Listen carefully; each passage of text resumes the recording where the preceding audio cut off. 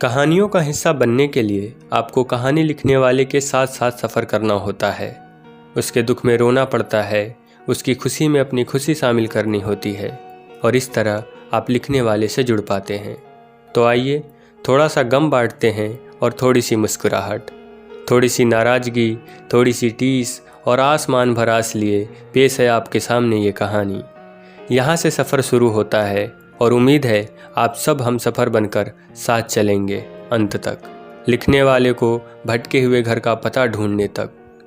ये कहानी मेरी नहीं है, आप सबकी है, उन सभी प्रेम करने वालों की है जो दुनिया के किसी कोने में अभी भी आस लगाए एक खुशनुमा इंतज़ार में हैं। दोस्तों, मैं राहुल सिंह और आज मैं आपको सुनाने जा रहा हूँ संजय कापड़ी की लिखी कहानी अधूरा इंतज़ार। लव एट फर्स्ट साइट पर यकीन है आपको? बहुत लोगों का जवाब होगा बिल्कुल नहीं, ऐसा तो बस फिल्मों में होता है, असल ज़िंदगी में ऐसा कम ही संभव हो पाता है। यह डिजिटल ज़माना है, दुनिया के हर कोने में हर पल नोक झोंक, तकरार, टिक्का टिप्पणी, ऐड फ्रेंड, ब्लॉक यूजर के बीच कई रिश्ते बन रहे होते हैं, बिगड़ रहे होते हैं। और कुछ रिश्ते ऐसे हैं जो खोने पाने की सोच से दूर, जब लोगों को एक दूसरे की ज़रूरत होती है तब पहली नज़र भी मायने नहीं रखती, फिर रिश्ते बिना देखे भी बन जाते हैं। पता नहीं आप सबके साथ ये होता है या नहीं, लेकिन अजय जिन भी लोगों से मिला हमेशा अनजान ही मिला। धीरे धीरे यही अनजान रिश्ता दुनिया का सबसे गहरा रिश्ता बना और अंत में जैसा अधिकतर रिश्तों के साथ होता है, लोग बिछड़ जाते हैं। अजय के लिए वो लोग और उन लोगों के लिए अजय फिर से अनजान बन गया। तुम्हें याद है ना कल क्या है? प्रज्ञा ने उत्साहित होकर कहा। क्यों, संडे है शायद? अजय ने अधूरी नींद में कहा। तुम सो जाओ, दिन रात तो यही करते रहते हो। प्रज्ञा भड़क उठी। अजय झट से उठा और अपनी नींद से समझौता करते हुए फिर बातों में मशगूल हो गया। उनको मिले हुए कल 1 साल पूरा होने वाला था। पिछले 1 साल के दरमियान कितना कुछ बदला था, इसकी उन दोनों को खबर ही नहीं थी। पिछले 1 साल में वो बस एक बार आमने सामने मिले। असल ज़िंदगी में वो दोनों बिल्कुल वैसे थे जैसे फ़ोन की बातों के दौरान लगते थे। उनकी आदतें, बातें करने का तरीका कुछ भी तो अलग नहीं था। कुछ रिश्ते सच की बुनियाद पे बनते हैं और टिके रहते हैं। लॉन्ग डिस्टेंस में रहते हुए भी वो एक दूसरे को बहुत अच्छे से जानने लगे थे, मानो 1 साल साथ रहकर बिताया हो। इतनी जल्दी 1 साल भी हो गया? अजय ने कहा। हाँ, successfully wasted 1 year of life, Pragya ने ठहाके लगाकर कहा। दोनों हंसते हंसते पिछले 1 साल में जो घटा उसकी चर्चा करने लगे। अजय याद करता है कि पिछले 1 साल में मुश्किल से एक बार भी वो एक दूसरे से खफा नहीं हुए। इतने लंबे अरसे से उनके बीच तनिक भी नोक झोंक नहीं हुई। इस बात ने अजय और प्रज्ञा के मेड फॉर ईच अदर वाले भ्रम को पुख्ता किया था। उन्हें अपना रिश्ता दुनिया का परफेक्ट रिश्ता लगता था। अक्सर यही होता है, अधिकतर प्रेमियों को लगता है कि उनका रिश्ता दुनिया का परफेक्ट रिश्ता है और अंतिम अंजाम मिलन ही होगा, जबकि कम ही रिश्ते इसे अंत तक सच होता हुआ देख पाते हैं। दरअसल परफेक्शन जैसी कोई चीज़ दुनिया में होती ही नहीं। आज ही के दिन 1 साल पहले पहली बार उनकी फेसबुक में किसी कमेंट में नोकझोंक हुई थी। दोनों अपने व्यवहार के अनुकूल अपनी बातों को डिफेंड कर रहे थे और एक दूसरे को कमतर सिद्ध करने में जुटे थे। यकीन नहीं होता बिल्कुल विपरीत सोच रखने वाले अजय और प्रज्ञा किस तरह आज एक हैं और अब उनके बीच हर बात में सहमति बनती है, दोनों की एक राय होती है। जैसे जैसे समय आगे बढ़ा, बातें भी कमेंट सेक्शन से चैट रूम तक पहुंची। हमेशा दोनों एक दूसरे को सुनाने का कोई मौका नहीं छोड़ते। दिखावे के गुस्से के बीच रूठने मनाने का सिलसिला चलने लगा। दोनों कब एक दूसरे की आदत बन गए उन्हें पता तक नहीं चला। अब तो उनकी हर सुबह हर रात एक दूसरे पर ही शुरू और ख़त्म होती। आपको यही लग रहा होगा ना कि इसमें नया क्या है? हर प्रेम कहानी इन्हीं किस्सों, इन्हीं अनुभवों से तो भरी हैं, लेकिन नहीं। प्रेम में मिलने बिछड़ने के संयोग एक जैसे हो सकते हैं, लेकिन हर रिश्ता अपने आप में अलग होता है। उसकी कहानी औरों से अलग चलती है, जैसे अजय और प्रज्ञा की कहानी। तुम मेरे लिए क्या कर सकते हो? प्रज्ञा मजाक से भरे लहजे में पूछती है। तुम कहो तो चांद को धरती पे ले आऊं? अजय झट से चांद की फोटो प्रज्ञा को भेज देता और कहता, ये रहा चांद, और क्या चाहिए? और दोनों देर तक बेपरवाह एक शरारती हंसी के साथ खिल उठते हैं। अजय कहता, हर प्रेमी अपनी प्रेमिका को चांद दिलाने की जिद पर अड़ गया तो कहाँ से आएंगे आसमान में इतने चांद। अक्सर हर प्रेम कहानी में चांद तारे तोड़ लाने के वादे किए जाते हैं। चांद तारों की बातें जब भी आती, अजय कहता, चांद लाना तो हमारे बस में नहीं है। वह तंज कसते हुए कहता, यह तो सच्चे समर्पित आशिकों का काम है। मैं तुम्हें चांद के बदले दुनिया की सबसे सुंदर किताबें भेंट करूंगा। प्रेम की बातों से परे वे दोनों हमेशा जिंदगी के बड़े बड़े पहलुओं, भविष्य की चिंताओं और दुनिया को और ज़्यादा खूबसूरत बनाने की बातें किया करते। उनका प्रेम समय से पहले परिपक्व हो चुका था। यही बात उनके रिश्ते को औरों से अलग करती थी। उनका प्रेम कभी बचकाना नहीं रहा। दोनों अपनी अपनी जिम्मेदारियों, अपने अपने किरदारों से भली भांति परिचित थे और यही समझ उनके बिना मतभेद के साथ आगे बढ़ने की सबसे बड़ी वजह थी। समय का पहिया तेजी से घूम रहा था। उसके साथ साथ दोनों की जिंदगियां भी सफ़र तय कर रही थीं। परिस्थितियां हमेशा एक सी नहीं रहती। इस सफ़र में कुछ रास्ते ऐसे भी आए जहां उनकी गाड़ी कच्चे रास्तों में हिचकोले खाते हुए आगे बढ़ी। समय बीतने के साथ साथ छोटी छोटी नोकझोंक भी बढ़ती रही। दोनों के बीच कभी कभी लंबे समय तक खामोशी का दौर रहने लगा। खास बात यह रही कि दोनों अपनी अपनी तरफ से प्रयास करके जल्दी ही सब कुछ सुलझा लेते। जिंदगी जिस प्रकार नए मोड़ ले रही थी, आशाओं, महत्वाकांक्षाओं, दबावों और जिम्मेदारियों के बीच दोनों तरफ से हताशाओं का फूटना स्वाभाविक था। इन्हीं वजहों से अक्सर रिश्तों में तनाव पैदा होता है। बार बार कॉल मत किया करो यार, और भी काम होते हैं मुझे, इतना फालतू थोड़े बैठा हूँ। अजय आज सुबह से कुछ परेशान था जो उसकी बातों में झलक रहा था। ओके, मैं तो बस इसलिए कॉल कर रही थी कि पढ़ाई करते करते तुम सो तो नहीं गए, ये चेक करने के लिए। यू कैरी ऑन, सॉरी, प्रज्ञा ने मायूसी ओढ़ते हुए कहा। हाँ ओके, पढ़ ही रहा था, और सॉरी। ठीक है, नहीं करूँगी अब से परेशान। अरे ऐसा नहीं है, वो गुस्से में बोल दिया था मैंने। हाँ हाँ, बोर कर रही हूँ मैं, बोल दो, पहले जैसा नहीं रहा सब। अरे सॉरी यार, ऐसा नहीं है, वो बस थोड़ा मूड ऑफ था। हाँ कोई नहीं, मत बताओ, मुझे क्यों बताओगे, बताओ जाके किसी और को। Okay bye. अजय बात बढ़ाने के मूड में नहीं था। अक्सर अब अजय लंबी बहस से बचता। भले ही साफ साफ कम दिखता हो, लेकिन भविष्य को लेकर जो चिंता उसके दिमाग में चलती रहती, उसका असर कहीं ना कहीं उसके बात करने के तरीके में झलकता। यह चिंता उसे थका देती और वह चिड़चिड़ा हो उठता। कहीं न कहीं अजय का ये रवैया प्रज्ञा पर भी असर कर रहा था। चुपके से ही सही, भले ही प्रज्ञा बात संभाल लेती थी, मगर ये सिलसिला एक दिन टूटने वाला था और अजय भी यह बात जानता था कि जिस दिन प्रज्ञा का सब्र टूटेगा, उनके रिश्ते में दरार आना लाजमी है। उसे अपनी आदतों का पता था। ऐसा नहीं है कि उसने इन आदतों को बदलने की कोशिश नहीं की।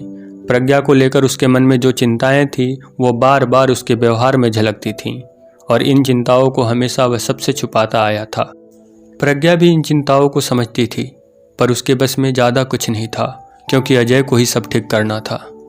अजय की ये चिंताएं इस कदर बढ़ गईं कि वो एक समय बाद प्रज्ञा भी इससे छूती ना रही। प्रेम में अक्सर परेशानियां, दर्द, चिंताएं साझा हो जाती हैं और यही चिंताएं, परेशानियां अजय और प्रज्ञा को बराबर व्यथित करती रहीं और जिसने दोनों का रवैया काफ़ी हद तक बदल दिया। कभी कभी दोनों लड़ते लड़ते भावुक हो जाते।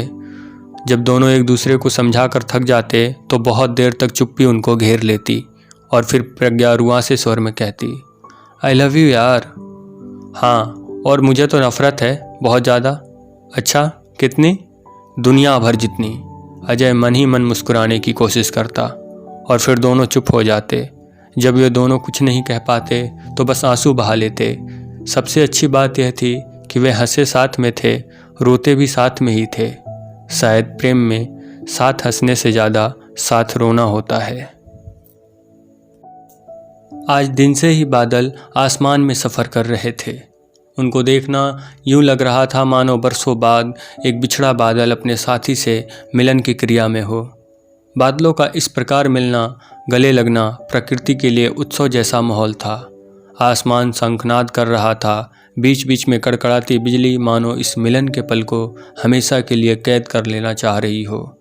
रात होते होते बाहर बारिश की बूंदों का एक मधुर संगीत बज रहा था। देर तक वह इस एक बद्ध संगीत को सुनते रहा और यह सिलसिला तब तक जारी रहा जब तक पुरानी यादों पर पड़ी धूल को बारिश की बूंदों ने बहा न दिया। जब भी बारिश होती थी तो प्रज्ञा बादलों के साथ बूंद बनकर नाच उठती थी। बारिश का मौसम उसका प्रिय था। वह अजय से कहती कि एक दिन जब हम मानसून में मिलेंगे तो बारिश के आने से पहले देर तक बैठकर घंटों बातें करेंगे और बारिश के आने पर साथ झूम के नाचेंगे। बारिश ने अजय को कभी आकर्षित नहीं किया, परंतु फिर भी प्रज्ञा के लिए वह हमेशा बादलों के लौटने की प्रतीक्षा में रहता। उन्हें बिछड़े हुए कई लंबी रातें और बोझिल दिन गुजर चुके थे। बीते यादों को याद करता तो अजय बारिश से खींच उठता।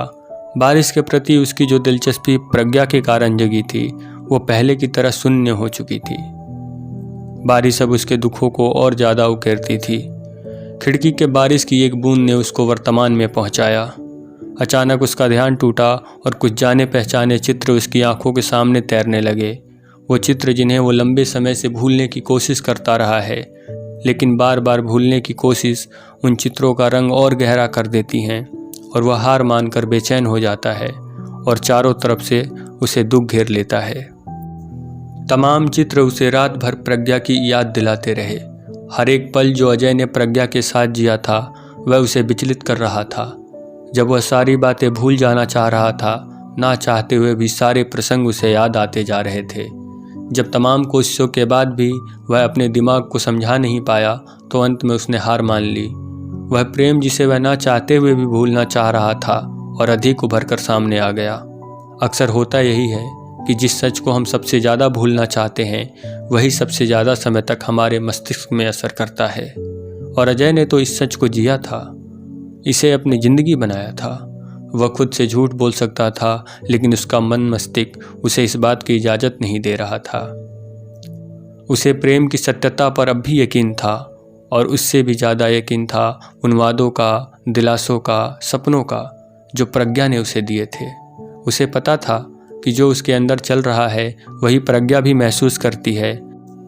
वह बस इस बात की आशा में था कि वे दोनों सारे प्रतिबंध तोड़ डालें और दौड़कर गले लगकर कहें कि हाँ, हमें यकीन है प्रेम पर, इस दुनिया पर, और वे फिर से एक हो जाएं। अगले ही पल फिर वह कहीं खो जाता है।